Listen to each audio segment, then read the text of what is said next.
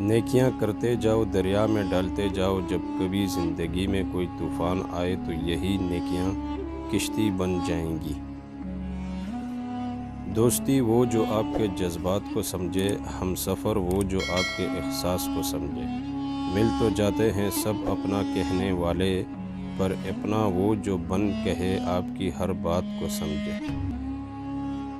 والدین کی باتوں پر اتنا یقین تو رکھیں جتنا آپ دوائی پر رکھتے ہیں، تھوڑی کڑوی لگیں گی مگر فائدہ مند ضرور ثابت ہوں گی۔ جب دل ٹوٹ جائے تو اٹھا کر اسی مسحور کے پاس لے جاؤ جس نے اسے بنایا ہے، کیونکہ اس سے بہتر تو کوئی جان ہی نہیں سکتا کہ کون سا رنگ کہاں بھرنا ہے اور کس دھاگے سے کہاں پیوند لگانا ہے۔ جب دنیا والے تمہیں گھٹنے ٹیکنے پر مجبور کر دیں تو یہی بہترین وقت ہے سجدے کا۔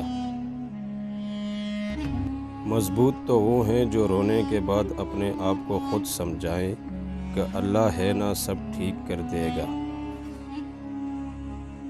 کچھ لوگوں کی عادت ہوتی ہے ہر بات پر تانے مارنا، مذاق اڑانا، خامی نکالنا۔ ایسے لوگوں کی باتوں سے پریشان مت ہوا کریں، کیونکہ کچھ لوگ بچھو کی طرح ہیں اور بچھو کی فطرت میں ہمیشہ ڈنگ مارنا ہی ہوتا ہے۔